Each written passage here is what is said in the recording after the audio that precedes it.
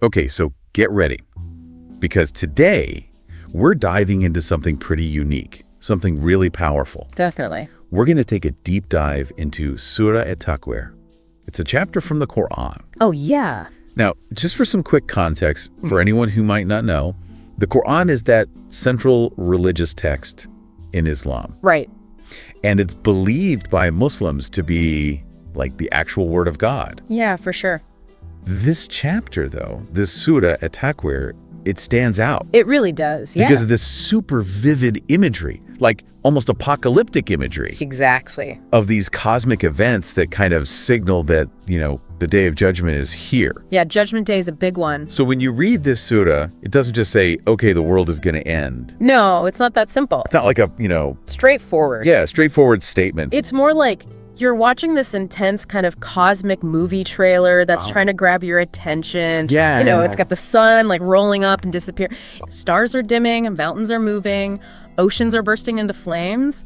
It's not subtle. It's not subtle at all. No, and that's the point. But it's not just about spectacle, right? Yeah. There's got to be some deeper meaning behind all of this. Oh, absolutely. Like, take the stars dimming, for example. That's not just some random image thrown in there, right? No, not at all. Like when you think about stars in Islamic cosmology, they're often seen as guides, sources of light, right? Yeah, they provide direction. Exactly. So like, imagine on the Day of Judgment, they just start dimming. That symbolizes this huge loss of guidance. Oh, wow. It's like descending into darkness. Like all the rules you've ever known are just gone. Exactly. And that imagery is there to help us really grasp how massive this event is. Like this isn't just a regular Tuesday. No, not at all. It's like the whole natural order is being completely flipped on its head. Like the universe itself is having a meltdown. Pretty much, yeah. And then, like right in the middle of all this cosmic chaos, the surah suddenly shifts focus, right? Yeah. And it zooms in on this very specific, very human story. Yeah, the story of the girl buried alive. Exactly. And it's these verses 8 and 9, that ask this really poignant question, right? Mm-hmm.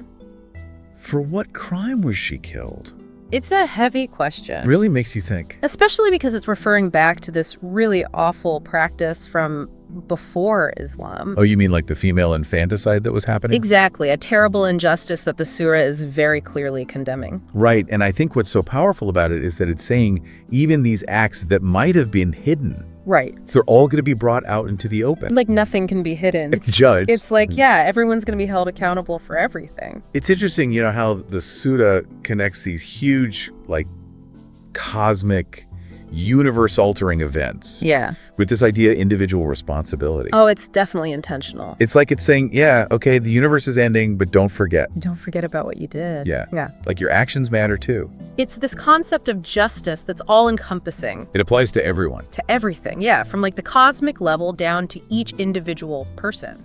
Wow, that's pretty intense. So we've gone from this like grand picture of justice to this very personal level. And then the surah kind of takes us in another direction. Takes another turn. Yeah, and it starts talking about, where this whole message comes from. Right, the source of it all. And it gets into divine revelation. And these verses, starting from 19 through 25. Yeah, 19 to 25. They're all about emphasizing that this message is legit. Yeah, that it's real, that it's authentic. It's not just some made-up story. Exactly. And that the messenger, the one who brought this message, is also totally trustworthy. Yeah, like those verses are making it clear that this isn't just something the Prophet Muhammad came up with on his own. Right. But that it was revealed to him by God. Okay, so it's really emphasizing the divine origin of the Quran. Exactly. And like, there's even this part where it says the messenger's noble and not a devil. Right. It's like they knew people would question it. Yeah. And they were addressing that right there in the text. It's like saying, look, we know you might be skeptical, but trust us, this is coming from a higher power. Yeah, it's preempting any doubts about the source of this message. It's so interesting because that whole debate about where religious teachings come from, it's still going on. It hasn't gone away at all, like in so many different religions and forms. Totally. Yeah. And this surah, like all the way back then, it acknowledged that people were going to question. And that's why it's reassuring people about the divine origin. It's like, don't worry, this is the real deal. Pretty much. And yeah, you keep reading it and you get to this verse 29. Oh, yeah. And it just throws this whole other super complex concept into the mix. Another layer of the onion. Yeah, it says, but you cannot will unless Allah wills, the Lord of the worlds. That's a big one. And that brings up this huge question. Free will versus divine will. Right. Like, how much control do we actually have? If ultimately, control. yeah, if it all goes back to God's will. Right. That verse, it's a really important one in Islamic theology. Fundamental, pretty much. And it's caused like centuries of debate. Oh, for sure. All these different schools of thought have come out of it. You've got some scholars like the Ash'arites. Yeah. They really emphasize the power of God's will. Like, God decides everything. Like, we're just along for the ride. Pretty much, yeah. But Yeah. then you've got others like the Mutazilites. Oh, okay. And they argue that humans have more agency, that we actually do have free will. So it's not all predetermined.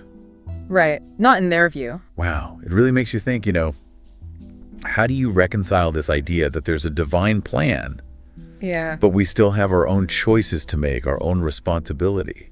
And like, are those choices even really our own? Right.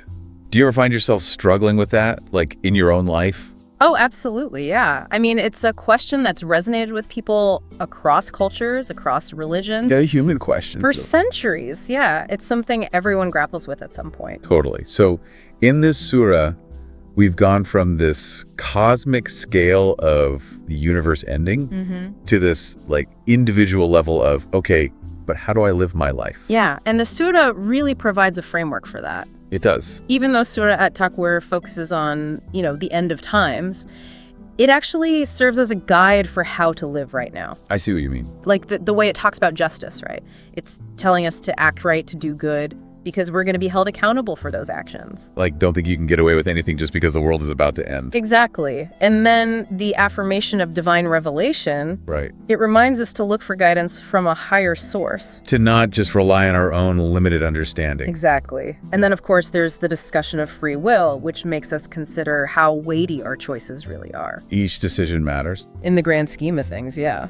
And even with the uncertainty of knowing the world could end at any moment. It's still important how we choose to act. Yeah, the sort of saying, don't just give up, live a meaningful life now. It's amazing, how much this one chapter packs in.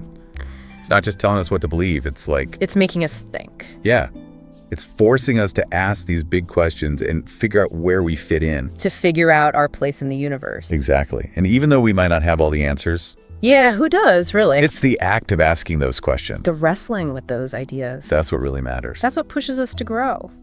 So after this deep dive into Surah At-Takwir, I want you all to think about what really stuck with you. What resonated the most, yeah. What did this surah make you question? What did it make you reconsider about your own life? About your own choices, yeah. Because even with all this cosmic chaos going on, it's a reminder that our individual actions Every single one, still matter. they carry a lot of weight. Yeah, they really do. So keep thinking about it, keep questioning, and we'll see you in the next deep dive. Until next time.